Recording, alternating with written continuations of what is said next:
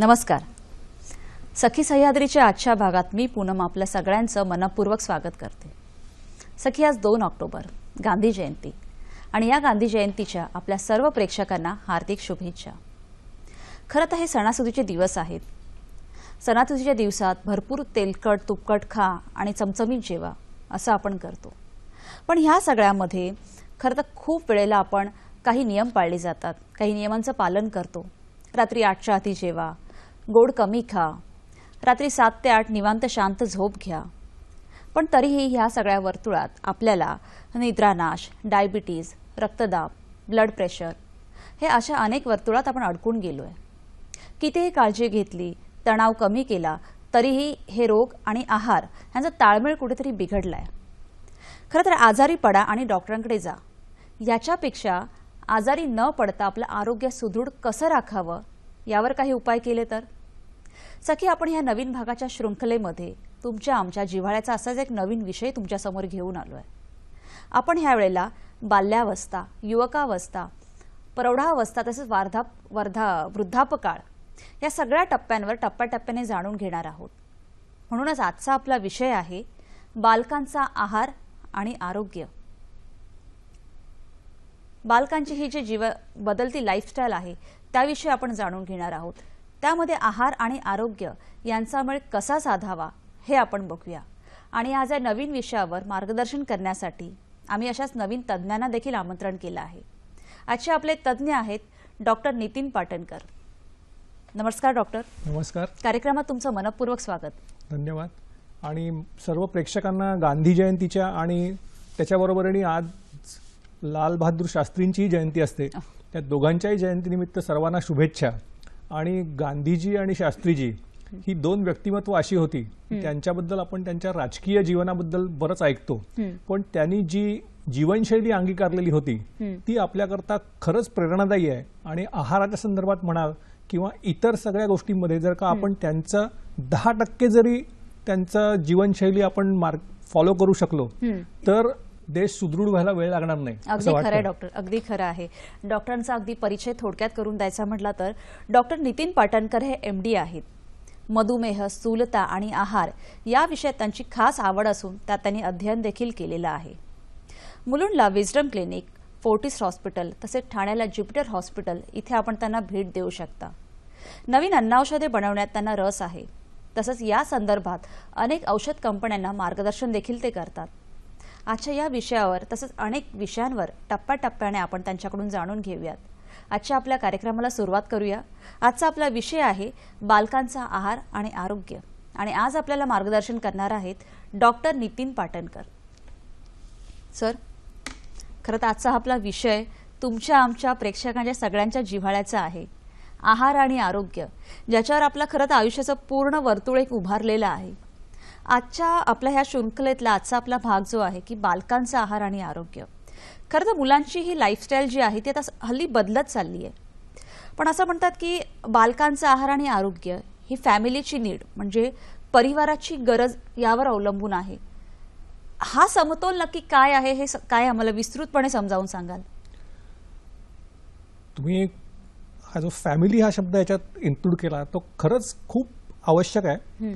कारण बालक ही आपल्या आईवडिलांची आणि जर का आजकाल घरामध्ये जर का आजी आजोबा असतील तर आजी आजोबांची, नातेवाईकांची, त्यांची जी जीवनशैली आहे, खाण्यापिण्याची शैली आहे, त्यांचे जे व्यायामाचे प्रकार आहेत ते सगळं आत्मसात करायला बघत असतं आणि फॉलो करायला बघत असतं. खरं. त्यामुळे आमच्याकडे क्लिनिकमध्ये जेव्हा पेशंट्स येतात तेव्हा बरेचदा मुलांचं आरोग्य सुधारण्यासाठी आईवडिलांना खूप चिंता असते, पण त्यांच्यासमोर आपण काय उदाहरणं ठेवतोय ते मात्र ते बघत नाही. त्यामुळे जे पालक करतात तेच मुलं करणार आहेत. त्यामुळे एकूणच फॅमिलीचं आरोग्य, फॅमिलीचा आहार हे सुधारलं गेलं पाहिजे तर मुलांचं आरोग्य सहज सुधारू शकतं. तर हा फॅमिली हा घटक खूप महत्वाचा आहे. परिवार, अगदी परिवार. त्यांच्या गरजेवरच बालकाची गरज अवलंबून असते. हां, म्हणजे आता बालकांना तुम्ही जर का बघाल तर बालक काय काय खायला सिलेक्ट करतं, तर त्याला जे घरामध्ये ते काय जाऊन म्हणजे पिझ्झा हटमध्ये जाऊन खाणार नाही किंवा कुठे जाऊन ते काय खाणार नाहीये. त्याला घरात जे आई वडील आणतील तेच ते खायला सुरुवात करणार आहे. अगदी खरं. त्याच्यातल्याच त्याच्या आवडीनिवडी डेव्हलप होणार आहेत. त्याची त्यामुळे सुरुवातच त्याची तिथून सुरुवात होते. तिथून होते. त्यामुळे तुम्ही त्यांना काय देता त्याच्यावर सगळ्या गोष्टी अवलंबून आहेत. खरं डॉक्टर, आता तुम्ही हा जो शब्द वापरला की त्याची आवडीनिवडी डेव्हलप होतात, म्हणजे एखादी चव डेव्हलप होते, तर 6 महिन्याच्या बालकाला, 6 महिन्याचं जेव्हा एक छोटं मूल असतं त्यावेळेला आपण त्याला हळूहळू वरचं खायला द्यायला सुरुवात करतो, त्यावेळी त्याची चव कशी डेव्हलप करता येईल किंवा त्याच्या चवी, जिभेला ह्या ज्या चवी आहेत वेगवेगळ्या, ते संस्कार कसे करता येतात? आता एक असं म्हणतात की लहान वयामध्ये सर्वात सुरुवातीला गोड चव डेव्हलप होते, त्याच्यानंतर खारट, त्याच्यानंतर मुलं वयात येताना आंबट चव आवडायला लागते, त्याच्यानंतर तिखट चव आवडायला लागते, आणि तुरट आणि कडू ह्या 2 चवी आहेत की त्या खऱ्या प्रोटेक्टिव्ह आहेत, त्या पोषणाकरता आवश्यक आहेत, औषधी आहेत, पण त्यानंतरच्या वयामध्ये डेव्हलप होतात. त्यामुळे त्या अगोदरपासून जर का डेव्हलप झाल्या, ज्याला संस्कार म्हणतात, तसे चवींचे संस्कार मुलांच्यावर करायला पाहिजे. आणि असं म्हणतात की 6व्या महिन्यामध्ये जेव्हा मुलाला तुम्ही काहीतरी खायला द्यायला लागता तेव्हा त्याच्यामध्ये किंचित प्रमाणात भाज्यांची सूप्स किंवा फळं किंवा भाज्या मॅश केलेल्या, हे त्याला जे खिमट आपल्या घरामध्ये कायम देतात की खिचडी करून देतात मुलाला पातळसर, त्याच्यामध्ये तांदूळ आणि किंचितची डाळ असते, त्याच्यावर थोड्या भाज्या जर का इन्क्लूड केल्या तर त्या वयामध्ये जसं मूल संस्कारक्षम असतं तशी त्याची जीभही संस्कारक्षम असते. तिलाही चव कळायला लागते आणि ती चव ही आपली आहे हे त्याला कळायला लागतं. आणि त्यामुळे नंतरच्या काळामध्ये जे आईवडिलांना खूप त्रास होतो की भाज्या खात नाहीत, फळं खात नाहीत, तर ते जर का त्या काळापासून मुलांना त्याची सवय लावली तर ते मुलं ऍक्सेप्ट करायला लागतात जास्ती. अगदी खरं डॉक्टर. आपला हा जो विषय आहे, आपल्या प्रेक्षकांच्या मनातही खरंच खूप प्रश्न आहेत. आधी आपण त्यांचा एक पहिला प्रश्न घेऊया.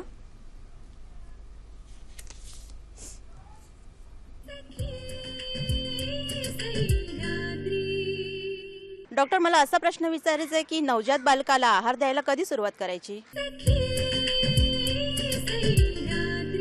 जसं आपल्या सखीचा प्रश्न आहे की कधीपासून नवजात बालकाला आहार द्यायला सुरुवात करू शकतो, म्हणजे 5-6 कुठल्या वयापासून अगदी?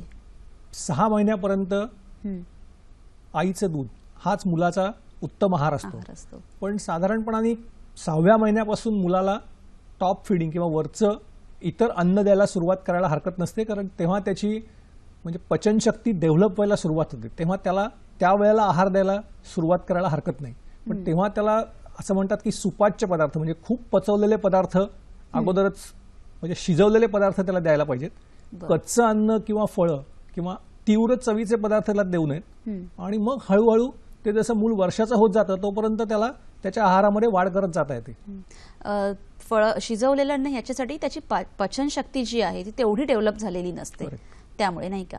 पण मग मला सांगा सर की बालकांच्या बाबतीतही आहाराची काही कमतरता असते, तर ती आहाराची कमतरता कशी भरून काढावी? आता तुम्हाला एक गमतीशीर प्रयोग सांगतो. 1928 साली एका डॉक्टर डेव्हिस नावाच्या बाईने एक प्रयोग केला होता, आणि मुलांच्या मध्ये आहाराची कमतरता असेल तर ती मुलं स्वतःहून भरून काढतात, हे तिने सिद्ध केलं होतं. म्हणजे कुठच्याही प्रकारचं खूप वेगळ्या प्रकारचा आहार न ठेवता सर्व प्रकारचं अन्न मुलांच्या समोर ठेवलेलं होतं, आणि मुलं स्वतःची स्वतः त्यातनं सिलेक्ट करून ते अन्न घेतात आणि आपली कमतरता भरून काढतात. त्यांना फक्त अन्न अवेलेबल करून देणं हे पालकांचं काम असतं. जसं तुम्ही विचार कराल की एक माणूस सोडला तर बाकी कुठच्याही प्राण्यांच्या मध्ये मुलांना डायटिशियन नसतात, त्यांना पिडियाट्रिशियन नसतात. ते आपलं अन्न स्वतः मिळवतात आणि आपल्या अन्नातले डेफिशियन्सी स्वतः भरून काढतात. तसंच मुलांचं पण होऊ शकतं, हे 1926 साली सिद्ध झालेलं आहे. त्यामुळे त्याला मुद्दामून काहीतरी वेगळं वेगळं करण्याची गरज नाही. नॅचरल पदार्थांच्या मधनं मुलांना तो इंटेलिजन्स असतो, ते सिलेक्ट करून अन्नाची गरज ते भागवू शकतात. खरं, उगाच त्यांच्यावर फोर्स आणि हे करण्याची म्हणजे खूप गणित करत बसण्याची गरज नाही. अगदी. आपल्या प्रेक्षकांच्या मनातला दुसरा एक प्रश्न घेऊया आधी आपण.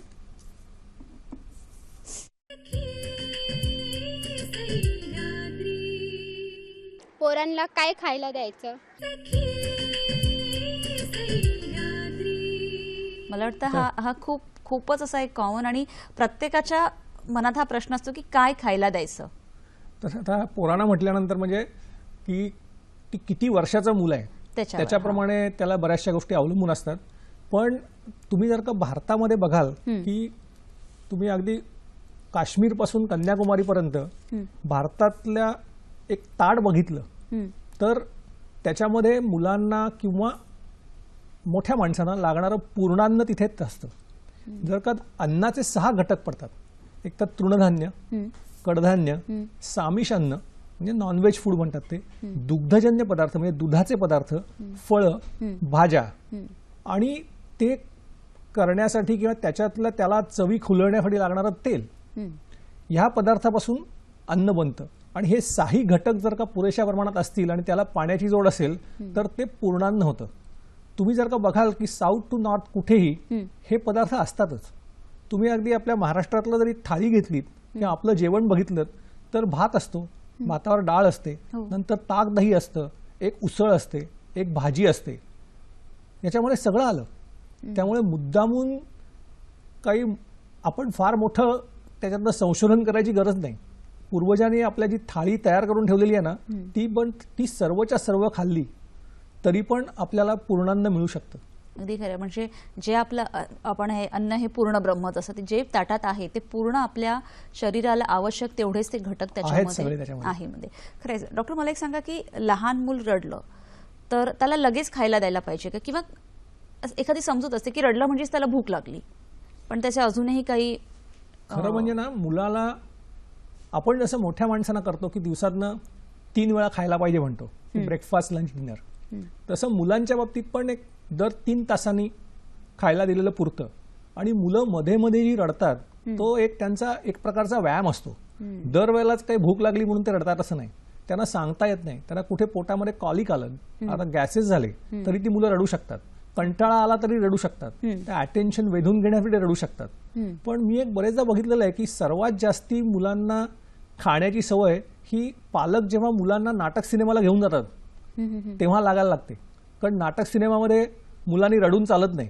आणि मुलांनी थोडा आवाज काढला की त्याच्या तोंडात वेफर्स भरव, चॉकलेट भरव, काहीतरी करून त्याच्या तोंडात सतत भरवत त्याला गप्प केलं जातं. आणि मग मुलाला कळतं की आपण थोडा आवाज केला की आपल्याला काहीतरी खायला मिळणार आहे. त्यामुळे ते करू नये. मुलाला रडत असेल तर थोडं रडून द्यावं, त्याला चांगला व्यायाम होत होतो. त्यामुळे रडण्यामुळे घाबरण्याचं कारण नाही. अगदी हा ठळक मुद्दा होऊ शकतो की अगदी मूल रडायला लागलं की त्याच्या तोंडात लगेच काहीतरी घालण्याची गरज नसते. डॉक्टर, आता हे जे आपण लहान मुलाबद्दल बोलतो, जसं तुम्ही सांगितलं की की प्रत्येक वेळेला त्याला सतत काही खायला देण्याची गरज नसते, पण काही वेळेला एक अन्नाच्या आवडीनिवडी असतात किंवा आपण फूड जॅक्स असं ज्याला आपण म्हणू शकतो, ते काय नक्की, अजून काय सविस्तर काय सांगाल त्या बाबतीत? कसं आहे की जसं मूल वाढत असतं तसं त्याला तो चवींच्यावर प्रयोग करत असतो. त्यामुळे त्याला एखादा पदार्थ एखाद दिवशी आवडेल, काही आठवड्यामध्ये काही महिन्यामध्ये तो पदार्थ आवडेल असा होतो, मग दुसरं काहीतरी आवडायला लागतं आणि मग तो पहिला पदार्थ खात नाहीसा होतो. तर त्यावेळेला त्याची आवड बदलली म्हणून त्याला जे आवडतं तेच त्याच्या समोर ठेवणं हे चुकीचं आहे. अच्छा. आपण जे म्हणतो की आपला जे पूर्ण आहार आहे किंवा चौरस आहार आहे तो सतत अवेलेबल करून ठेवणं आणि त्याच्यामध्ये अत्यंत थोडा भाग त्याच्या आवडत्या पदार्थांचा ठेवणं, हे हा उत्तम उपाय आहे की त्याचे फूड जॅक्स कमी करण्याचा किंवा फूड जॅक्सला ओव्हरकम करण्याचा हा चांगला उपाय आहे. कारण मूल शेवटी भूक लागल्यानंतर ते खाणारच आहे, ते स्वतःच स्वतः खातच.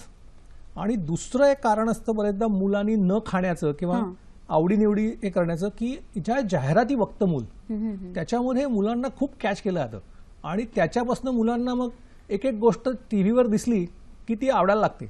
त्यामुळे त्या ॲडव्हर्टाइजमेंटचा आणि खाण्याचा हा जर का सांधा आपण जर का तोडू शकलो तर बरेचदा मुलांच्या खाण्यापिण्याच्या सवयी चांगल्या राहू शकतात. पण काही वेळेला असंही होतं की आई वडील खूप प्रेमाने आपल्या मुलाला भरवतात किंवा त्याच्या मागे मागे फिरून त्याला जे भरवतात, हे कितपत योग्य आहे? खरं म्हणजे काही येणे तेणे करून आपल्या मुलाने खावं ही त्यामागची एक भावना असते. पण त्याचा म्हणजे तुमच्या मुलावर विश्वास नाही की मुलगा खाणार नाही असं तुम्हाला वाटत असतं आणि त्याला फिरत फिरत खायला देण्यापेक्षा निदान दिवसातलं एक जेवण, जमलं तर सगळी जेवणं, पण एका ठिकाणी बसून, मी असं म्हणत नाही की टेबलवर बसून करावीत म्हणून, अगदी खाली बसून जरी करणार असेल पण सगळ्यांनी एकत्र बसून जेवणं, त्याच्यामध्ये आणि त्यावेळेला कुठचंही टीव्ही, कॉम्प्युटर, पिक्चर्स काही न बघता त्यावेळेला आपापसातले संवाद आणि खेळीमेळीच्या वातावरणात जेवणं, ह्याचे मुलावर जे संस्कार होतात त्याच्यामुळे त्याच्या शरीरामध्ये जे काही म्हणजे मानसिक आणि बाकीचे बदल घडतात ते अत्यंत सुंदर असतात. त्यामुळे मुलांनी नाही खाल्लं तरी हरकत नाही, मूल नंतर खाणार आहे, ते स्वतःचा आहार स्वतः बरोबर सिलेक्ट करून घेणार आहे. त्यामुळे त्याला जेवायला तुमच्याबरोबर बसवा आणि तो जे काय खातो ते खाऊ द्या. तो कदाचित तो म्हणतात ना की थोडं बरबटून जाईल सगळीकडे, पण त्याला खाऊ दे. त्यांनी नाही खाल्लं तर त्याच्याकडे जास्ती लक्ष देऊ नका, त्याचं अटेन्शन सिकिंग मध्ये कन्व्हर्ट करू नका. आणि तो काय खायचं ते खाईल नक्की. तुमच्या मुलांवर विश्वास ठेवा. निसर्गाने मुलांना खूप चांगला इंटेलिजन्स दिलेला असतो, त्यामुळे त्याचा त्यांना वापर करू द्या आणि आपल्या इच्छा आकांक्षा त्यांच्यावर लादू थोपवायचा प्रयत्न करू नका किंवा घाबरू नका. अच्छा, ते मूल आपोआप खाणारच. खाणार आहे. अगदी खरं आहे. जसं आता आपण बघितलं की मुलांचा आहार आणि आरोग्य याविषयी आज आपण चर्चा करतो. ही चर्चा अशीच पुढे चालू ठेवायची. घेऊयात एक छोटीशी विश्रांती.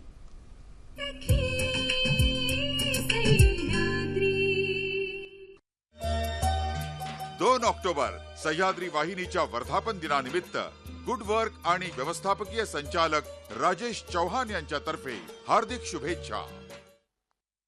मालिका संकट मोचन हनुमान पाहायला विसरू नका आपल्या लाडक्या सह्याद्री वाहिनीवर. प्रसारण दर बुधवार गुरुवार संध्याकाळी 4 वाजता आणि सोमवार ते शुक्रवार रात्री 9 वाजता.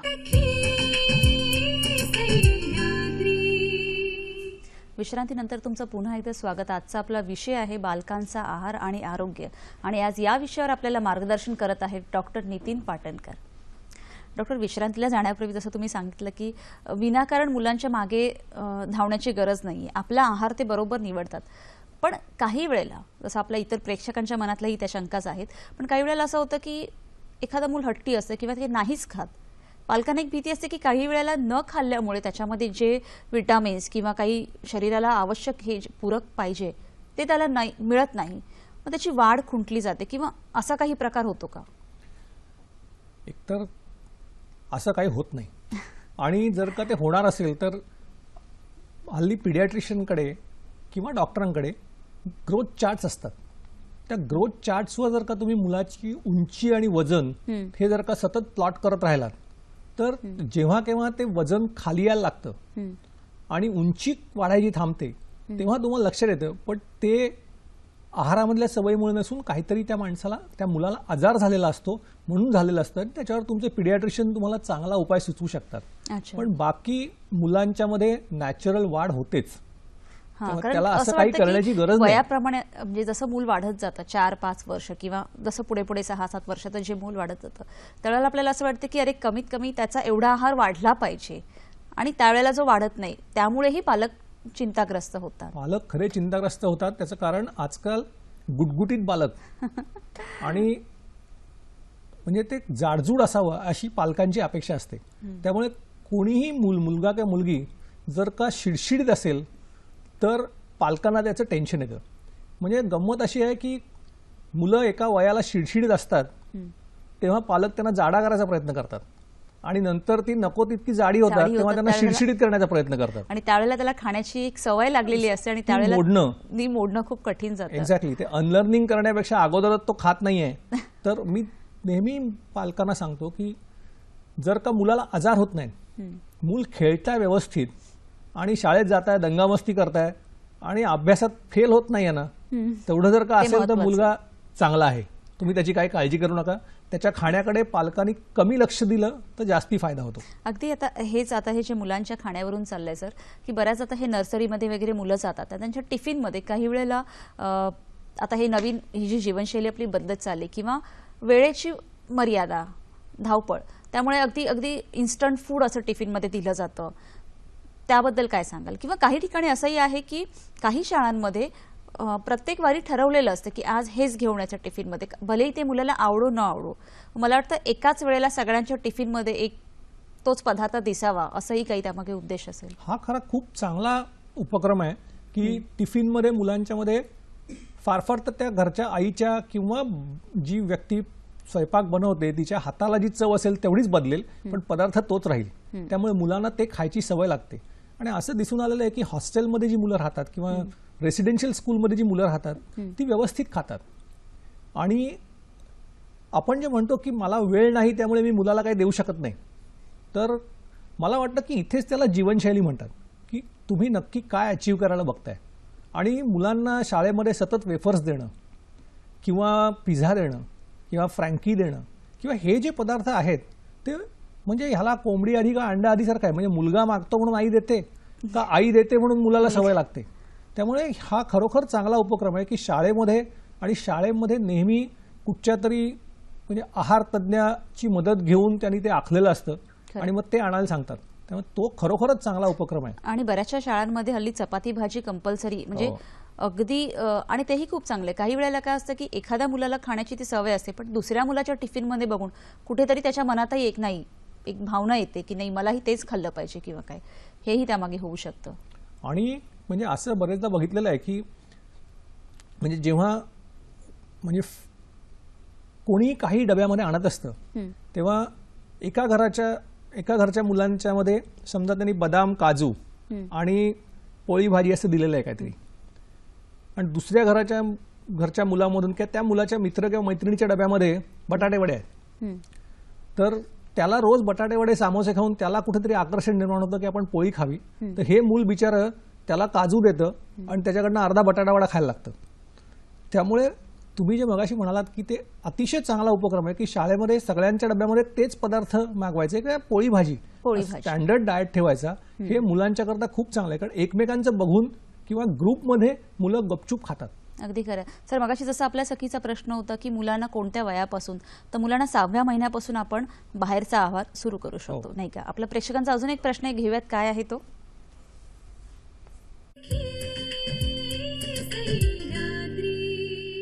मला डॉक्टर असा प्रश्न विचारते की 3 ते 4 वर्षाच्या मुलांना पौष्टिक आहार कोणता व कसा द्यावा?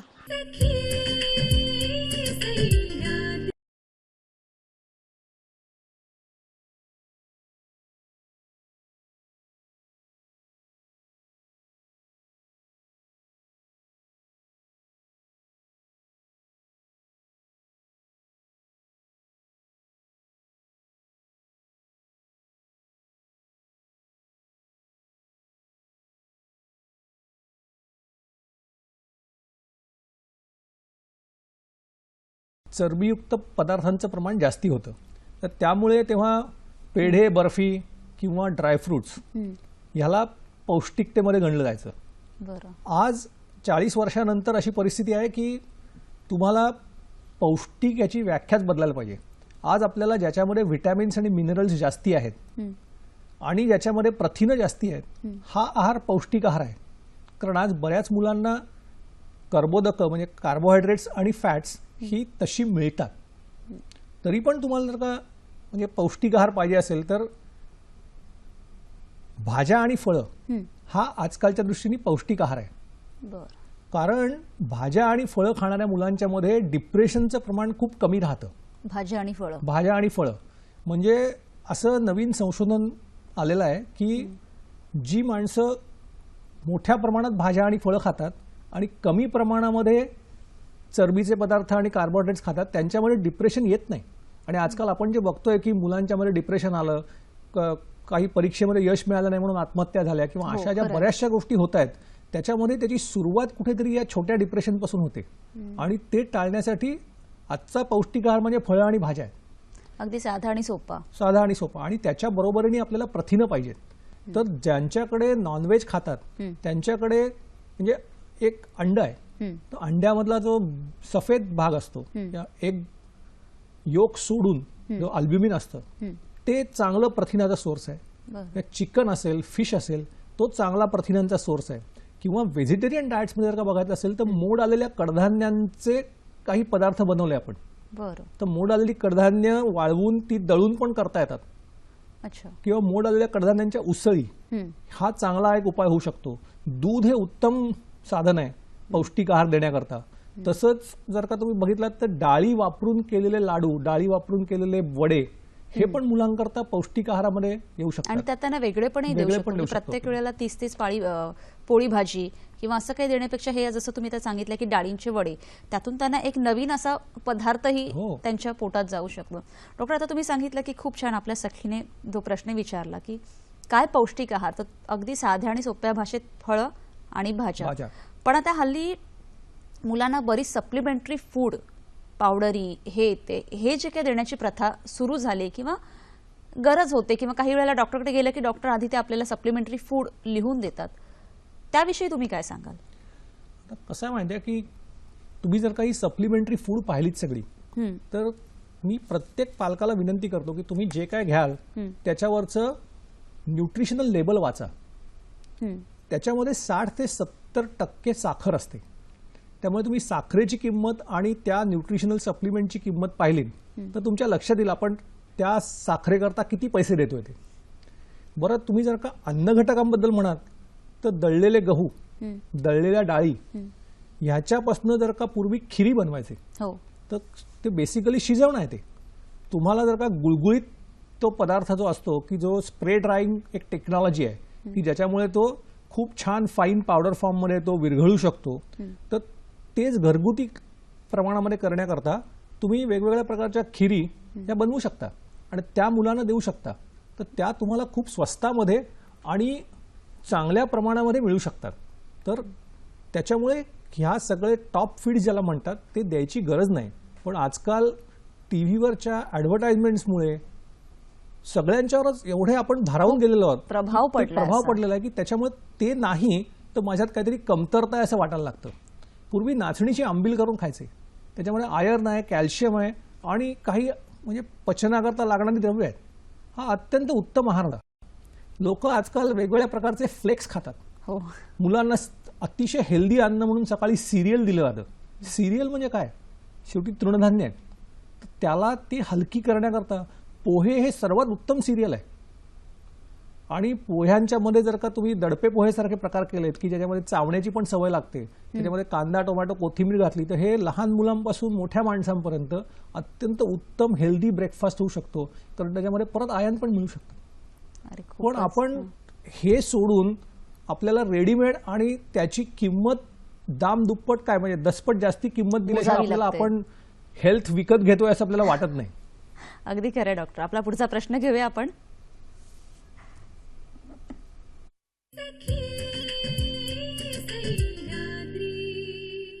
डॉक्टर, मला असा प्रश्न विचारायचा होता की शालेय विद्यार्थ्यांची स्मरणशक्ती किंवा एकाग्रता वाढण्यासाठी काही विशिष्ट आहार आहे का, आणि असल्यास तो कोणता?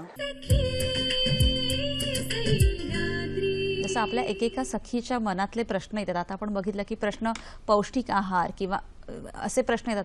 आता शालेय विद्यार्थ्यांसाठी, कारण की त्यांची खूप धावपळ, दिवसभर अभ्यास, हल्ली जे आपण बोललो की लाईफस्टाईल जे चेंज झाली तसं अभ्यासाचं जे एक बर्डन आपण जे बोलतो किंवा अभ्यासाची पद्धतीही चेंज झाली, तोही त्यांच्यावर एक दडपण असतं. त्यासाठी त्यांची स्मरणशक्ती, एकाग्रता वाढवण्यासाठी काही उपाय आहेत का? आता पहिलं म्हणजे मेंदूची शक्ती वाढवण्यासाठी काही प्रमाणात मेदाम्ल लागतात, ज्याला ओमेगा 3 फॅटी ऍसिड्स म्हणतात. आणि असा एक समज आहे की ते फक्त माशांच्यावरच मिळू शकतं. तर दुर्दैवाने भारताच्या किनाऱ्यावर जे मासे मिळतात त्याच्यामध्ये बांगडा सोडला तर बाकी माशांच्या मध्ये फार मोठ्या प्रमाणात ती मेदाम्ल नसतात. अशा बांगड्यामध्ये ती असतात. बांगड्यामध्ये असतात बऱ्यापैकी, ओके. पण आळशीमध्ये ती असतात, अक्रोडामध्ये असतात. तर त्यामुळे अक्रोड आणि आळशी हे पदार्थ जर का आपल्या आहारामध्ये आपण इन्क्लूड केले तर त्या मेदाम्लांचं प्रमाण आपल्या मेंदूमध्ये चांगलं वाढू शकतं. दुसरं म्हणजे की एकाग्रता ही वाढण्यासाठी किंवा त्याची मेंदूची तल्लखपणा वाढण्यासाठी मुलांच्यावर कर्बोदकांचं म्हणजे कार्बोहायड्रेट्सचं लोड जर का कमी राहिलं तर त्याचा तल्लखपणा जास्ती वाढू शकतो.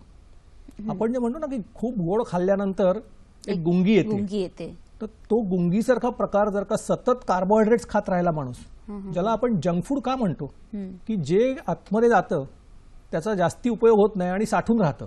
जसं घरामध्ये कचरा येतो आणि तो साठून राहतो, तो पुढे कधीतरी लागेल म्हणून साठला जातो. तर तसं जास्ती प्रमाणात कार्बोहायड्रेट्स खाऊन ज्या काय हॉर्मोनल चेंजेस होतात त्याच्यामुळे मुलांचं कॉन्सन्ट्रेशन किंवा इंटेलिजन्स याच्यावर मी म्हणत नाही कमी होतो, त्याच्यावर राग धरल्यासारखं होतं. तर तो झटकून टाकण्यासाठी भरपूर व्यायाम आणि मुलांना काही वेळ तरी म्हणजे अटेन्शन एखाद्या ठिकाणी ठेवणं याच्याकरता आपल्या योगासनांच्या मध्ये खूप चांगले चांगले व्यायाम होते. तर तशा प्रकारचे व्यायाम आणि आहारामध्ये मी सांगितलं जसं की मेदाम्ल आणि प्रथिनं हे जर का ठेवलं तर मुलांचं कॉन्सन्ट्रेशन वाढू शकतं आणि त्यांची स्मरणशक्ती वाढू शकते आणि त्यांचा स्टॅमिनाही या गोष्टीमुळे स्टॅमिना तर नक्कीच वाढेल त्याच्यामुळे. अगदी खरं आहे. डॉक्टर, मला असं विचारायचं की आता हे जे तुम्ही सांगितलं तर एक ग्रामीण भागातील मुलं किंवा आता किंवा वेगळे पण जाणवतं का? मुलं आहेत म्हटल्यानंतर त्यांना अट्रॅक्टिव्ह फूड खावंसं वाटणार. जंक फूड हे काय पॉयझन नसतं, आणि जंक फूड म्हणजे काय, आपण मोठ्या दुकानात मिळणारं फूड हे जंक फूड असतं असं नाही. आपल्या इकडे सर्वात जास्ती आणि सर्वात वाईट जंक फूड रस्त्यांवरच्या गाड्यांवर मिळतं. कारण तिथे म्हणजे आपण म्हणतो ना की हे पाणी- संसर्गजन्य रोग, पाणी, स्वच्छता याचाही अभाव असतो. पण हे मुलांनी खावं. माझं असं म्हणणं नाही की ते खाऊ नये, पण ते किती दिवसांनी खावं त्याला एक काहीतरी मर्यादा पाहिजे. की मुलांना कुठेतरी पालकांनी थोडी डिसिप्लिनही लावली पाहिजे की किती दिवसांनी तू खाणार आहेस, तर त्याच्यावर लिमिट ठेवायची आणि मग ती शक्यतो तोडायची नाही. पण आजकाल झालाय काय माहितीये की त्याला आम्ही म्हणतो की शनिवारी आणि रविवारी आई भेटते आणि रविवारी बाबा भेटतात मुलांना, आणि मग त्या पालकांच्या मनामध्ये कुठेतरी एक प्रकारचा न्यूनगंड असतो की मी माझा पुरेसा वेळ माझ्या मुलाकरता देऊ शकत नाही, आणि मग ती उणीव भरून काढण्यासाठी मुलगा जे मागेल ते त्याला शनिवार रविवारमध्ये द्यायचं. आणि म्हणून मग इटिंग आउट किंवा इटिंग ऑल दीज फूड्स हे मागे लागतं. आणि तुमचा विश्वास बसणार नाही, पण जसं दारूचं, जसं ड्रग्सचं व्यसन लागतं, तसं मुलांना अन्नाचं व्यसन लागतं. सो अन्न हे तसं म्हटलं तर आपण सगळेजण त्या अन्नाला व्यसनाधीन होत जातो आणि त्याचे परिणाम आपल्या देशात दिसत आहेत. अगदी खरं डॉक्टर, हा तुम्ही खूप छान असा मुद्दा मांडलाय की अन्नाचं व्यसन लागतं आणि हे व्यसन का लागतं, कसं लागतं आणि त्यापासून कशी सुटका करून घ्यायची हे आपण जाणून घेऊयात एक छोटीशी विश्रांती.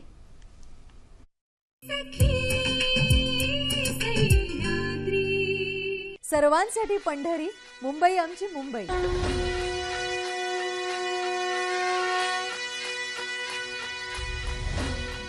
सांस्कृतिक कार्यक्रमांचं सुंदर आयोजन, मुंबई आमची मुंबई.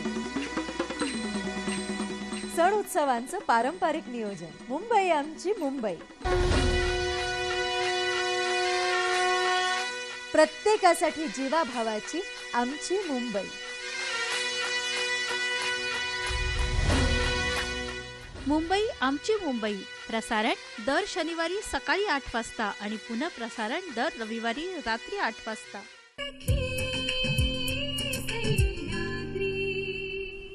विश्रांतीनंतर तुमचं पुन्हा एकदा स्वागत. आजचा आपला विषय आहे खरंच सगळ्यांच्या जिव्हाळ्याचा, बालकांचा आहार आणि आरोग्य, आणि याच विषयावर आपल्याला मार्गदर्शन करत आहेत डॉक्टर नितीन पाटणकर. डॉक्टर, जसं विश्रांतीला जाण्यापूर्वी तुम्ही खूप छान असा मुद्दा मांडला की अति खाणं हे सुद्धा हानिकारक आहे. हल्ली हे जे जंक फूड किंवा जंक फूड नसेल तरी काही वेळेला मुलांचं हे जे स्थूलता, अति वजन वाढण्याचं हे जे काही प्रमाण आहे त्याबद्दल तुम्ही काय सांगाल? आता मुलांचं वाढीचं वय असतं, त्यामुळे त्यांना नॅचरल एक नैसर्गिक टेंडन्सी असते की त्यांचं अन्न साठवण्याची क्षमता जास्ती आहे, त्यामुळे ते खाणार आणि त्यांचं वजन वाढायला लागणार. पण त्याच्या बरोबरीने मुलांच्यामध्ये एनर्जी लेव्हल्स पण खूप जास्ती असतात की ज्या त्याला मोकळीक मिळाली नाही तर त्याचं वेगवेगळ्या बिहेवियरल प्रॉब्लेम्समध्ये रूपांतर होऊ शकतं. त्यामुळे त्यांना व्यायाम भरपूर करायला लावणं हे जरुरीचं आहे. पण असं दिसण्यात आलेलं आहे की मुलं व्यायाम करतात की ज्यांचे पालक व्यायाम करतात ती मुलं जास्ती व्यायाम करतात. ज्यांना पालक दिसतात रोज सकाळी काय समजा चालून आलेत, जॉगिंग करून आलेत किंवा घरी पालक सूर्यनमस्कार घालतायत, ती मुलं जास्ती प्रमाणात व्यायाम करू शकतात. त्यामुळे त्यांची हालचाल वाढवणं हे खूप जरुरीचं आहे. आणि दुसरं म्हणजे की कुठच्याही स्मार्ट स्क्रीन समोर बसणं, मग तो टेलिव्हिजन असेल, कॉम्प्युटर असेल, हल्ली स्मार्टफोन्स असतात, त्याच्या समोर बसून माणूस खूपच सिडेंटरी होत जातो, म्हणजे बैठं काम करायला लागतो. आणि म्हणून मला नेहमी एक असं सजेशन आहे, आणि आमच्या घरी मी माझ्या मुलीच्या बाबतीत हा प्रयोग करून बघितला होता की केव्हाही टीव्ही बघायचा असेल तर एक्झरसाइज बॉल असतो, त्याच्यावर बसल्याशिवाय बघायचं नाही. आणि तो बॉल असा असतो की त्याच्यावर बसल्यानंतर सतत तो बॉल स्टेडी राहत नाही, तो हलत राहतो. त्यामुळे काही ना काहीतरी हालचाल चालू राहते. आणि मग थोडं मूल मोठं झाल्यानंतर त्याला सांगायचं की तू बाबा ते स्टेशनरी सायकल असते, ती सायकल चालेल तोपर्यंत टीव्ही चालेल, किंवा ट्रेडमिल असेल, तर ते काहीतरी मुलांची हालचाल वाढवण्यासाठी प्रयत्न करणं हे खूप जरुरीचं असतं. हो, कारण हल्ली मुलांचं एक शाळा, कॉलेज किंवा क्लास हे चक्र एवढं असतं की काही वेळेला त्यांना त्यातून वेळ काढणंही खूप कठीण होऊन जातं. तर अशा पद्धतीचे काही उपाय करून त्यांना अजून हालचाल करणं किंवा हालचाल करायला भाग पाडणं खूप महत्वाचं आहे, नाही का? एक ना, मला नेहमी हा प्रश्न पडतो की आपण आपल्या मुलांना काय बनवतोय. आमच्याकडे जी ॲव्हरेज मुलं येतात, वजन वाढलेली मुलं असतात, म्हणजे विश्वास नाही बसत, पण 7-8 वर्षाच्या मुलांचं वजन 50-60 किलोच्या वरती असतं. आणि ती मुलं आल्यानंतर त्यांचं जर का दिनक्रम बघितला की सकाळी 6:45 वाजता शाळा असते 1:30 वाजेपर्यंत शाळा असते. 1:30ला बिचारी मुलं घरी येतात, जेवतात, खातात. एक अर्धा तास ती विश्रांती घेतली तर त्यांची ट्युशन असते. त्या ट्युशनला ते जातात. ट्युशनवरनं जेव्हा परत येतात तेव्हा घरी एखादे टीचर आलेले असतात किंवा मग ते संगीत शिकतात, पेटी शिकतात किंवा दुसरं काहीतरी कला जोपासतात. त्याच्यानंतर ते जुडो कराटे खेळतात आणि रात्री 10ला गलितगात राहून झोपतात. मग त्यांच्यातनं आपण काय सुपरमॅन निर्माण करतो की काय? त्यापेक्षा त्यांना 1 तास खरोखर कुठेतरी खेळायला दिलं. समजा जागा नाहीये, आपण म्हणतो आजकाल मोकळ्या जागा मुलांकरता नाहीये, पण एखाद्या खेळांचे आजकाल क्लब्स आहेत वेगवेगळे, तर तिथे घालून बघितलं ज्यांना शक्य असेल त्यांना. नाहीतर घरात काहीतरी खेळणं, पण त्यांच्या बरोबर वेळ घालवणं हे खरंच जरुरीचं आहे. आणि तेच आज आईवडीलच कामाला इतके पिचलेले असतात की ते मुलांना भेटत नाही. तर हे कुठेतरी बदलण्याची गरज आहे. कारण नाहीतर हीच मुलं आज स्थूल होणार आहेत, पुढे त्यांच्यातनंच त्यांना मधुमेह होणार आहे. आणि आपण जे म्हणतो की India will be a capital of all this diseases, it's starting from here. त्याचं मूळ कुठेतरी इथे आहे ते. आणि म्हणून मला नेहमी वाटतं की तो एक्झरसाइज बॉल याच्यावर जर का त्या मुलाला बसायला दिलं ना तर ते खूप हलतं राहतं मूल. आणि असं एक म्हणतात की त्याला एक कल्पना आहे की NEAT म्हणतात, नॉन एक्झरसाइज असोसिएटेड थर्मोजेनेसिस. म्हणजे एक्झरसाइज न करता पण नुसत्या हालचालीमुळे पण शरीरामधली चयापचय क्रिया वाढू शकते. म्हणजे काही मुलांना नुसतेच खांदे उडवायची सवय असते किंवा काही लोकांना उगाच चौकात मान हलवण्याची सवय असते. त्यांच्यामध्ये पण असं दिसून आलंय की त्यांच्या पण थोड्या जास्ती कॅलरीज जळतात. त्यामुळे त्यांची सतत हालचाल राहणं. पण आईवडील मुलांना ओरडतात की एका जागी बस, शांत राहा थोडा. कारण की काही वेळेला त्यांची हालचाल, काही वेळेला काही मुलांची हालचाल खूप होत असते, पण ती होणं चांगलं आहे. पण ते हालचाल होईल तेवढंच त्यांना फायदा होणार आहे. आता त्याच्यामध्ये परत पण म्हणतात ना की सुवर्णमध्य गाठणं जरुरीचं आहे. काही मुलांना हायपर ऍक्टिव्हिटी असते, तर त्यांच्याकरता डेफिनेटली थोडं कमी करणं जरुरीचं असतं. पण बहुतेक मुलांच्या मध्ये त्याला हलतं करणं हे खूप गरजेचं आहे, हेल्थ करता खूप गरजेचं आहे. खरं आहे डॉक्टर. प्रेक्षकांचा आपण अजून एक प्रश्न घेऊयात.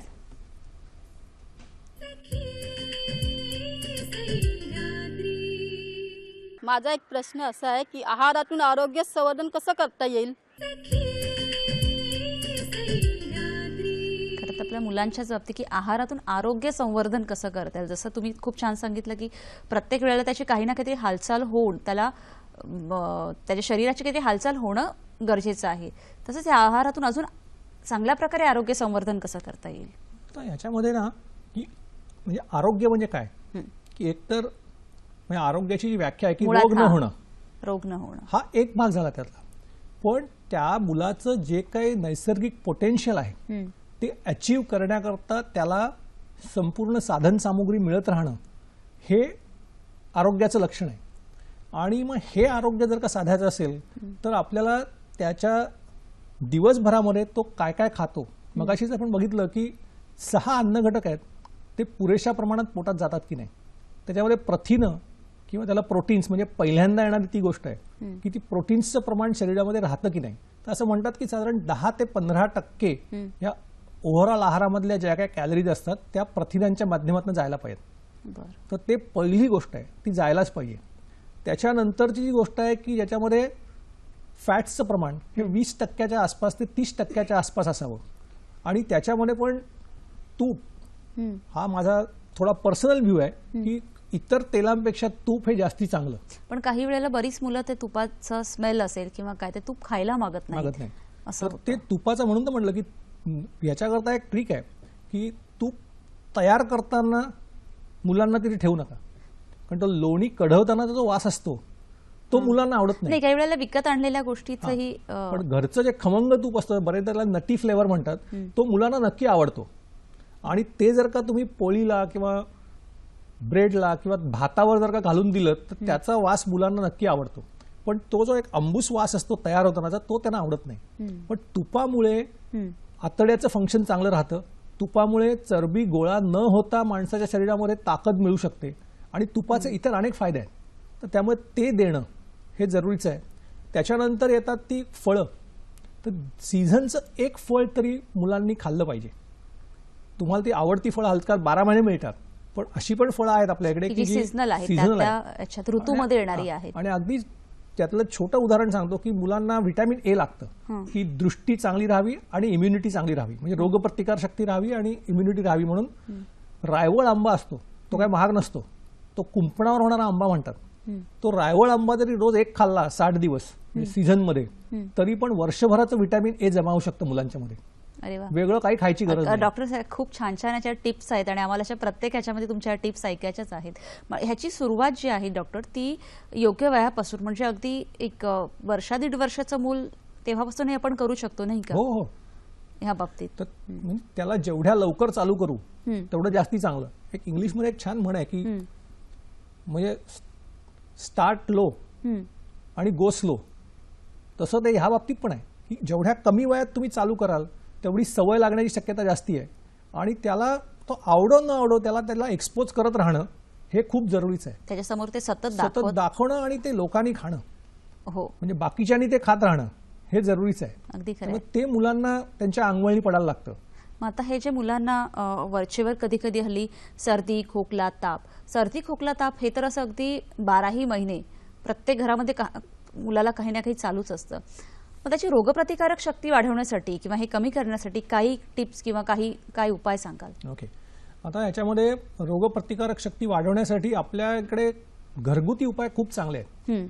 एक तर म्हणजे मुलांना दूध आणि हळद या 2 गोष्टी द्यायला लागलं तर हळदीमुळे रोगप्रतिकारक शक्ती वाढते. रेस्पिरेटरी सिस्टीम म्हणजे श्वसनाचे मार्ग आणि घशाचे आजार याच्यातनं पण त्यांना कमी त्रास व्हायला लागतो. दुसरं सांगितलं की व्हिटॅमिन ए, ते वर्षातनं 2 महिने प्रयत्न केले तर वर्षभराचा व्हिटॅमिन ए जमू शकतं. नंतर व्हिटॅमिन सी हे आपल्याला लिंबामध्ये असतं. पूर्वी एक आपल्याकडे श्लोक होता माहितीये, गोविंद गोपाळ हे दोघे बंधू जेवित होते दैवात लिंबू. तर ते लिंबू पिळणं हे खूप जरुरीचं आहे. नंतर पोटामध्ये कांदा जाणं. आपल्या देशात अजूनही कांदा हॉटेलमध्ये गेलं तर फुकट मिळतो. जरी कांदा मध्ये खूप महाग झाला होता तरी कांदा अजूनही फुकट मिळू शकतो. तर कांदा जर का पोटात गेला आणि तो शिजवून गेला तर त्याच्यातले जे काही तंतू आहेत त्याच्यापेक्षा शिजवून घेतलेला आणि त्याच्यामुळे त्याला वासही येत नाही आणि त्याच्यामुळे आरोग्य सुधारू शकतं. सीझनला येणारा आवळा आहे तर राय आवळे खाल्ले किंवा आवळा खाल्ला त्यातनं व्हिटॅमिन सी उत्तम प्रमाणात मिळू शकतं. तसंच द्राक्ष आहेत. द्राक्ष जर का सालासकट खाल्ली, सालासकट खातात लोक, तर ती द्राक्ष खाणं हे पण आरोग्याला लाभदायक ठरू शकतं. तर अशा अनेक गोष्टी आहेत याच्यामुळे माणसाचं आरोग्य चांगलं सुधारू शकतं. फक्त रोज खाणं जरुरीचं आहे. आता हळद घेणं हे तर अत्यंत सोपा उपाय आहे. अगदी खरं आहे. आपला एक प्रश्न घेऊयात आपण प्रेक्षकांचा.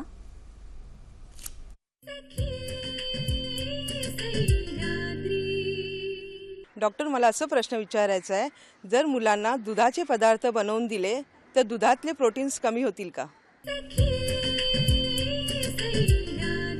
दुग्धजन्य पदार्थ जर मुलांना बनवून दिले तर त्यातलं प्रोटीन कमी होईल का? कसं आहे की तुम्ही दुधाचे काय पदार्थ बनवताय त्याच्यावर अवलंबून आहे. पण प्रोटीन्स अशी कमी होत नाही.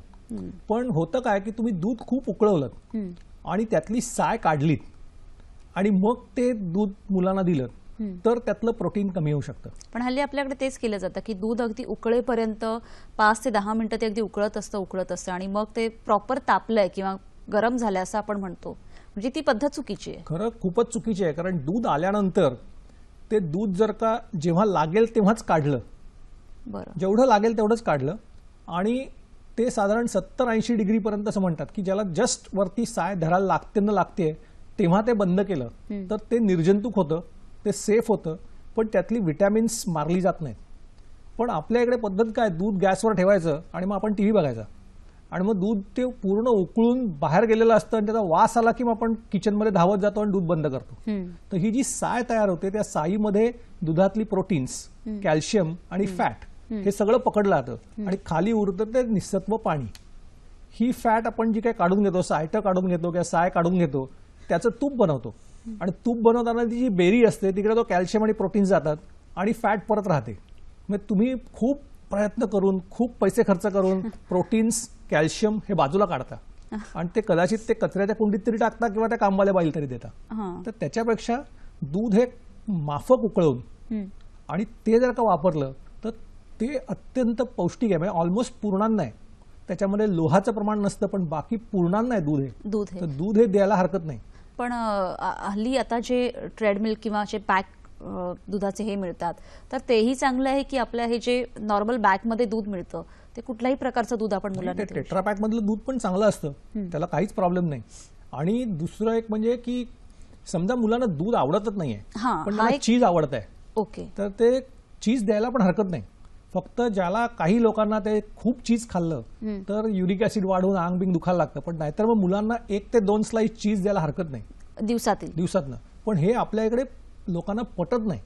मागे एका कुठच्या तरी कार्यक्रमामध्ये मी हा मुद्दा सांगितला तर तो लाईव्ह कार्यक्रम होता. नशिबाने इकडे लाईव्ह नाही आहे, त्यामुळे समोरनं कोणी मारायला येणार नाही. पण तिथे मला सगळ्या आज्या माझ्या अंगावर धावून आल्या होत्या की तुम्ही हे काय सांगताय मुलांना म्हणून. पण खरंच सांगतो की चीजमध्ये पण दुधातले सगळे गुण असतात, त्यामुळे ते खायला हरकत नाही. खरं तर चीज आहे, पनीर आहे, दही आहे, असे काही. कारण की बऱ्याचदा डॉक्टर काय होतं की काही मुलांना दूध हा प्रकारचा नौशिया येतो किंवा मुलं दूध प्यायला मागत नाही आणि मग तो दुधाचा ग्लास घेऊन त्यांच्या मागे मागे फिरा, किंवा हल्लीच्या जाहिरातीतून जे प्रोडक्ट दाखवले जातात तेच प्रोडक्ट, जसं तुम्ही सांगितलं की हळद ही खूप चांगली आहे, पण आता हल्ली मुलं एवढी हुशार झालेली असतात की त्यांना ते नको असतं. जे काही जाहिरातीत दाखवतात ते त्या दुधामध्ये मिक्स करून आम्हाला द्या.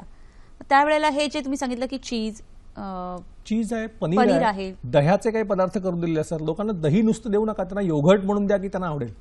किंवा नुसतं दही दिलं, ज्या मुलांना आवडत असेल, साखर मुलांना आवडत असेल तर दही द्यायला हरकत नाही, ताक द्यायला हरकत नाही. ज्यांना सुचतं त्यांना हे सगळे पदार्थ अत्यंत आरोग्याला हितकारक आहेत आणि त्यातून कुठूनही त्याचं प्रोटीन नष्ट होत नाही, तसं आपल्या कुठे नष्ट होत नाही. डॉक्टर मला सांगा की आता ह्या मुलांच्या आहाराच्या काही सवयी आहेत. अगदी तुमचं म्हणणं बरोबर आहे की 1 ते 1.5 वर्षापासून त्याची सवय त्यांना लावली गेली पाहिजे. पण हल्ली काय होतं की बऱ्याचदा तुमचं अगदी बरोबर आहे की वेळेचा अभाव, हल्ली याचे धावतं जग आहे, मूल 4-5 वर्षाचं 6-7 वर्षाचं होऊन गेलेलं असं आणि आत्ता त्याला त्या सवयी लावणं खूप कठीण जातं. त्यासाठी काही सोपे उपाय सांगाल का? आता म्हणजे बरीच मुलं आता लहान आहेत जे आपल्या सख्या कार्यक्रम बघतात ते आता नक्कीच लावतील, पण आता ज्या सख्यांची मुलं थोडी मोठी झालेली आहेत त्यांच्यासाठी तुम्ही काय टिप्स द्याल? बघा, तुम्हाला आता एक माहिती आहे की सवयी तोडणं हे खूप कठीण असतं. लागलेल्या सवयी तोडणं हे कठीण आहे. पण आजकाल मुलं तशी खूप बहुश्रुत झालेली आहेत. त्यांना वेगवेगळ्या माध्यमातून वेगवेगळ्या गोष्टी त्यांच्या कानावर पडत असतात. त्यामुळे त्यांना बरं का विश्वासात घेऊन बोललं त्यांच्याशी की आपल्याला हेल्थ करता काय जरुरीचं आहे, तर ते त्यांना सांगितलं आणि असं जर का बघितलं की त्याची कुठे चेष्टा झाली नाही तर मुलं ते अंगीकारतात. नंतर होतं काय की घरामध्ये आई मुलाला हेल्दी फूड द्यायचा प्रयत्न करते आणि ते हेल्दी फूड वडीलच येऊन सांगतात हे असलं मला नको काहीतरी, किंवा विरोधाभास त्याच्या समोरच. ते झाल्यानंतर मुलाला नेहमी आकर्षण वाटणार की ते हेल्दी नको मग मला म्हणून. पण त्याच्याऐवजी जर का त्याला सांगितलं की हे कसं चांगलं आहे आणि सगळ्यांनी ते मनापासून ऍक्सेप्ट केलेलं दिसलं, किंवा बरेचदा आजी आजोबा म्हणू शकतात असं की आमच्याला आम्ही नव्हतो का खाते, हे काय थैर आहेत आता म्हणून. तर ह्यातले जे निगेटिव्ह इनपुट्स आहेत ते निगेटिव्ह इनपुट्स मुलांच्या समोर गेले नाहीत आणि सगळ्यांनी मिळून जर का ती हेल्दी लाईफस्टाईल आहे ती आपल्याला ऍक्सेप्ट करायची, त्यातनं फायदा होणार आहे हे जर का आपण त्याच्यासमोर बोललो तर मुलं आजकाल खूप इंटेलिजंट आहेत. ती ते ऐकतात आणि आत्मसात करतात. पण त्यांच्यासमोर कॉन्फ्लिक्टिंग जर का तुम्ही एव्हिडन्सेस ठेवत गेलात तर मात्र काही होणार नाही. अगदी खरं आहे. खरं डॉक्टर, आपल्या प्रेक्षकांचा अजून एक प्रश्न आपण घेऊयात.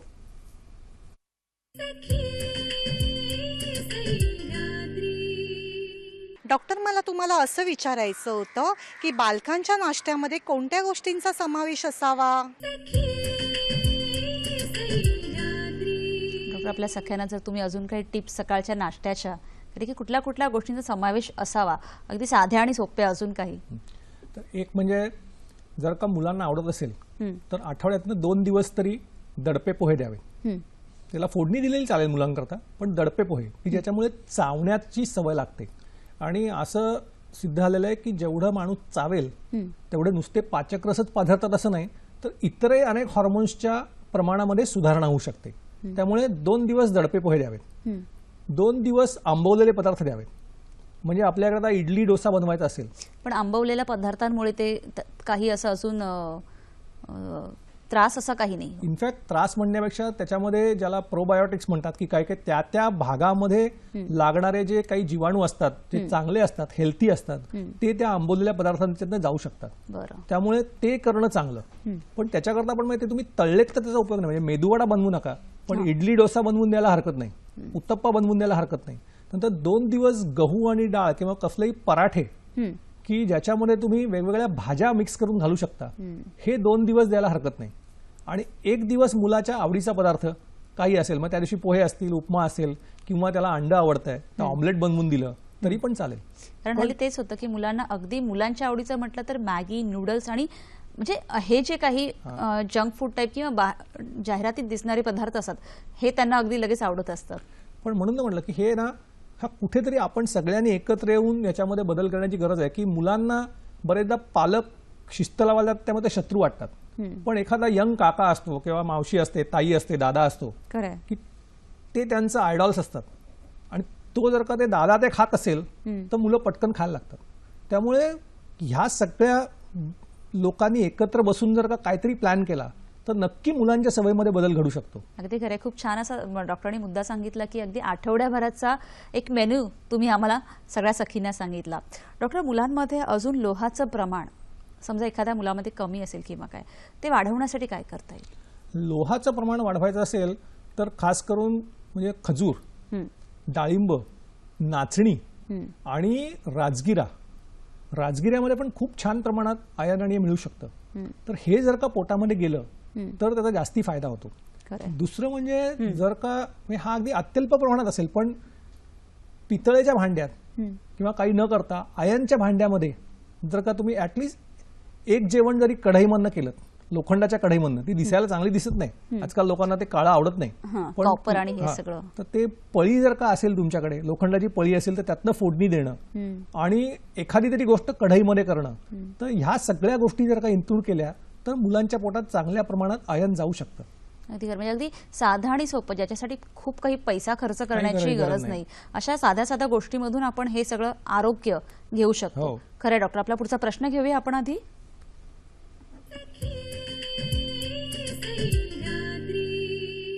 डॉक्टर, मला असं विचारायचं आहे की लहान मुलांच्या पोटात कृमी किंवा जंत होतात तर त्यांच्या आहारात काय बदल करायचा? डॉक्टर, हा फक्त त्या सखीचा नाहीये, तर आपल्या सगळ्या सखींचा हा प्रश्न आहे. कारण की वरचेवर मुलांच्या पोटात कृमी जंत होत असतात, तर त्यावेळेला काय केलं पाहिजे? कारण की डॉक्टर्स होतात, सगळं होतं. काही वेळेला एक गैरसमजही आहे, सॉरी तुम्हाला थांबवतोय, पण अति गोड खाल्ल्यामुळे ही कृमी होतात, हाही एक गैरसमज आहे. तर खरे कृमी होतात ना, तर हे एक प्रकारचं इन्फेक्शन आहे आणि त्याची सिस्ट म्हणतात त्याला, की जे म्हणजे कृमींचे अंडी असतात ती आपल्या अन्नमार्गातनं बाहेर पडत असतात आणि ती परत परत घरामध्ये रिसर्क्युलेट होत असतात. तर कृमी टाळण्यासाठी स्वच्छता हा एकच उपाय आहे. त्याला आहारामध्ये फारसे मोठे बदल करून काही होत नाही. आणि कृमींवर जेव्हा तुम्ही औषध घेता तेव्हा अख्ख्या फॅमिलीनी एकत्र औषध घेणं जरुरीचं असतं, तरच काही महिन्यामध्ये कृमींची संख्या कमी होऊ शकते. दुसरं म्हणजे कृमी वाढू नयेत म्हणून जसं सांगितलं की जसे प्रोबायोटिक्स म्हणतात, की जसं तुम्हाला सांगितलं की कांदा आहे तो पोटात जाणं, त्याच्यानंतर आंबवलेले पदार्थ म्हणजे दही, ताक हे पोटात जाणं, ह्याच्यामुळेही कृमीच्यावर नियंत्रण येऊ शकतं. पण ते टाळण्यासाठी शेवटी कसं माहिती आहे का, की जशी ही पृथ्वी माणसाची आहे तशी जनतांची पण आहे आणि त्यांना तुम्ही कॉलनी करायला दिलीत तर ते करणार आहेत. तेही इंटेलिजंट आहेत, तेही स्वतःचा जिवंत राहायचा मार्ग शोधून काढतात. त्यामुळे सोशल हायजीन सुधारणं हे अत्यंत जरुरीचं आहे. ते झालं तरच ह्याच्यापासून माणूस लांब जाऊ शकेल. अगदी खरं. डॉक्टर, मला सांगा की मुलांच्या मध्ये प्रोबायोटिक्स वाढवण्यासाठी किंवा काही चांगले जंतू ज्यांना आपण म्हणतो की ते वाढवण्यासाठी जे चांगले असतात, ते कसे चांगले असतात आणि ते वाढवण्यासाठी काय केलं पाहिजे? तर कसं असतं की काही म्हणजे प्रत्येकाच्या आतड्यामध्ये अब्जावधी जंतू आहेत, बॅक्टेरिया आहेत. तर त्याच्यामध्ये ते बॅक्टेरिया पण आपण जे खातो तेच खातात आणि त्यांची चयापचय क्रिया होऊन ते काहीतरी पदार्थ उत्सर्जित करत असतात आपल्या आतड्यामध्ये. तर हे जे उत्सर्जित पदार्थ आहेत ते परत शरीरामध्ये आपल्या ॲब्सॉर्ब होऊ शकतात आणि ते जर का शरीराला चांगले असतील ते बॅक्टेरिया चांगले, ते जर का वाईट असतील तर ते बॅक्टेरिया वाईट, आणि ह्यांचा कायम तिथे एक प्रकारचा बॅलन्स राखलेला असतो. आता हे जे चांगले बॅक्टेरिया आहेत त्या चांगल्या बॅक्टेरियांना वाढण्यासाठी त्यांचे काही टाईप्स आहेत, म्हणजे त्याला लॅक्टोबॅसिलस म्हणतात. तर तो जे दूध त्याच्यामध्ये लॅक्टोज असते ती फर्मेंट होताना त्यातनं ते लॅक्टोबॅसिलस तयार होतात. त्यामुळे म्हणून मी म्हणतो की दूध, दही, ताक हे पोटात गेलं पाहिजे. दुसरं मी सांगितलं तसं की काही पदार्थ आहेत की कांद्यासारखे पदार्थ आहेत की ज्याच्यामध्ये फायबर प्रमाण चांगल्या प्रमाणात पोटात जाऊ शकतो. तर त्याच्यामध्ये इन्युलिन नावाचा एक पदार्थ असतो की ज्याच्यामुळे हे बॅक्टेरिया त्यांना ते अन्न म्हणून चांगलं मिळू शकतं बरं, हां. ते आपल्या पोटामध्ये गेलं पाहिजे. तर हे असे पदार्थ जर का गेले पोटामध्ये तर आपल्या पोटामध्ये त्या चांगल्या जंतूंची संख्या वाढू शकते. आणि बरेचदा असं दिसून आलंय की ॲलर्जी आहे, अस्थमा आहे, अशा अनेक आजार आहेत की ज्याच्यामध्ये हे कमी पडत असतं. आणि मग ते देण्यासाठी कधी कधी वर्ण पण आपल्याला म्हणजे औषधांच्या स्वरूपात किंवा याच्यामध्ये ते प्रीबायोटिक्स प्रोबायोटिक्स घ्यावे लागतात. तर त्याच्यापेक्षा अशा पद्धतीने पोटात गेले नाही ते चांगलं जास्त चांगलं नाही का. ह्या मुलांमध्ये म्हणजे ह्या आपण बालकांविषयी बोलतोय, म्हणजे जी काही लहान मुलं आहेत त्यांच्यामध्ये मिठाचं प्रमाण किती असावं, त्याचंही काही हे आहे का, रेशो आहे का? आता मिठाचं प्रमाण खरं म्हणजे ना आपण जे काय खातो म्हणजे तांदूळ, गहू, ज्वारी, बाजरी, नाचणी, भाज्या, फळं याच्यामध्ये पण सॉल्ट असतो. ओके. त्यामुळे वर्ण मीठ खाण्याची खरी गरज नसते. पण तरी आपल्या प्रत्येक पदार्थामध्ये चवी करता ते मीठ असतं. तर ते साधारणपणे म्हणतात की दिवसाला 3 ग्रॅम मीठ हे मॅक्सिमम झालं. 3 ग्रॅम म्हणजे अर्धा ते पाऊण चमचा फक्त हे दिवसभरात पोटात गेलं पाहिजे.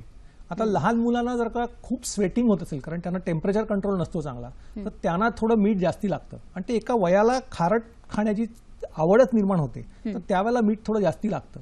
पण खरं म्हणजे मिठाचं प्रमाण कमी ठेवलं तर जास्ती चांगलं, अतिशय चांगलं. आणि तसंच त्यांना अगदी चावून चावून खाणं ह्या गोष्टीची सवय देखील, म्हणून त्यांना ते कडक अन्न देणं म्हणजे जसं म्हणतात ना की त्यांना अगदी मॅश केलेले पोटॅटो 6 महिन्याचे असताना द्या. कारण बऱ्याच अशी मुलंही मी बघितलेली आहेत की तोंडात टाकलं की ते गिळण्याची प्रक्रिया करत, चावण्याची प्रक्रिया ते करतच नाहीत. तर त्यांना हळूहळू ती सवय लावली गेली पाहिजे. चावण्याची सवय पाहिजे. आणि जेव्हा तुमचं लक्ष खाण्यावर असेल तेव्हाच चावलं जातं. जेव्हा तुमचं लक्ष पुढे कुठे दुसरीकडे आहे आणि तुम्ही खाताय ते ऑटोमॅटिक इटिंग होतं आणि त्यात मॅक्झिमम गिळलं जातं. अगदी खरं आहे डॉक्टर. तर हल्ली ही जी आपली मुलं आहेत त्यांना जरा बाहेर घेऊन गेली की केक, पेस्ट्री, चॉकलेट, आईस्क्रीम हे तर त्यांच्या अगदी आवडीचे पदार्थ आहेत. तर ते त्यांना त्यांच्यापासून थांबवणं तर आपण करू शकत नाही, पण त्याचं प्रमाण किती असावं किंवा त्याच्यापासून अगदीच खूप काही दुष्परिणाम आहेत का? हे सगळे पदार्थ खाण्यापासून डायरेक्ट दुष्परिणाम काही नाही, पण ते आतमध्ये गेलेले पदार्थ टाकण्या इतका व्यायाम होत नसेल तर ते साठून राहणार आहेत. आणि साठून राहिलेले पदार्थ जसा कचरा घरात साठला की दुष्परिणाम होतात, तसंच हे पदार्थ म्हणजे आपल्या शरीरामध्ये साठून राहिले ते दुष्परिणाम होतात. त्यामुळे ते किती दिवसांनी खायचे ह्याला पण एक त्याला मर्यादा आहे. आणि आपल्याकडे झालाय काय माहितीये का, आपण आज आपले ट्रेडिशनल सण म्हणजे गणपती आहे, नवरात्र आहे, दिवाळी आहे, ते सगळं करतो, त्याच्यात गोडधोड खातो. सगळ्यांचे वाढदिवस असतात, कोणाच्या लग्नाचा वाढदिवस आहे, काय सगळ्याकरता आपण गोड खातो. तर त्याला कुठेतरी लिमिट पाहिजे. आणि ते किती खायचं, पोर्शन सायझेस किती खायचे त्यालाही लिमिट पाहिजे. अगदी खरं आहे डॉक्टर. आजचा हा आपला जो कार्यक्रम आहे तुम्ही एवढ्या छान छान आमच्या सख्यांना आम्हाला खूप टिप्स दिल्यात. सगळ्या सख्या खुश असणार आहेत. तरीही अगदीही जाता जाता मला सांगायचं आहे की मुलांच्या आहाराच्या सवयी कशा बदलाव्यात याविषयी तुम्ही काय सांगाल? कारण की मुलं आणि आई हा खूप एक जिव्हाळ्याचं असं हे आहे. तर आहाराच्या सवयी बदलण्यासाठी सर्वात उत्तम उपाय म्हणजे आईच्या आणि वडिलांच्या आहाराच्या सवयी बदलणं. खरं आहे. सांगा. ते जर का बदललं आणि त्याच्यानंतर त्याला मी म्हणतो की एक मिडल जनरेशन असते की आई वडील आणि मूल यांच्या मधलं एक दादा ताई किंवा आका मावशी कोणतरी असे असतात की जे आई वडिलांपासून लांब असतात, की जे शिस्त लावत नाहीत फारशी पण मुलांना प्रेझेंट देत असतात, की ते मुलांचे जास्ती आयडॉल बनतात. तर अशी माणसं आजकाल असणं आणि त्यांच्या सवयी चांगल्या असणं हे खूप जरुरीचं आहे. त्यामुळे याला सोशल नेटवर्किंग म्हणा किंवा काही म्हणा की मुलांच्या भोवती आई वडील आजी आजोबा हा एक युनिट झालं किंवा एक डायमेन्शन झालं. तसं हे जे एक्स्ट्रा फॅमिली आहे त्याच्यामध्ये चांगल्या सवयी असतील तर, आणि मुलांचे जर का काही गॅदरिंग असतात किंवा मुलांच्या पार्टीज असतात तिथे without any conflict healthy food करता जर का तुम्हाला स्टिम्युलस देता आले तर शेवटी मुलांना असं वाटलं पाहिजे की I am proud of eating healthy. तर त्यांच्या सवयी नक्की मुलांच्या मनामध्ये ती कुठेतरी एक जागृती झाली पाहिजे, ती भावना आली पाहिजे. अगदी खरं आहे. सखी आपण बघितलं की आजचा हा जो काही विषय होता बालकांचा आहार आणि आरोग्य याविषयी डॉक्टरांकडून खरंच आपण खूप छान छान टिप्स घेतल्या, ऐकलं. ह्या भागांची ही जी आपली शृंखला आहे असंच आपण पुढच्या भागातही ह्या भागात आपण मुलांविषयी बघितलं. युवावस्था जी आहे, कॉलेज जनरेशन जी मुलं आहेत त्याविषयी आपण जाणून घेणार आहोत. खरं तर सखी आणि उद्याच्या दसऱ्याच्या आपल्या सर्व प्रेक्षकांना आमच्या सखी सह्याद्रीच्या परिवारातर्फे हार्दिक शुभेच्छा. डॉक्टर आज तुम्ही इथे आलात आणि खरं तर मुलं हा एक किंवा परिवार हा एक बेस आहे, त्याच्यावरच त्यांच्या पूर्ण आयुष्याची इमारत उभी असते नाही का. तर हा जो बेस आणि त्याच्याविषयी तुम्ही जे चांगल्या पद्धतीने आम्हाला समजावून सांगितलं त्यासाठी खरंच खूप खूप धन्यवाद. Thank you very much. धन्यवाद.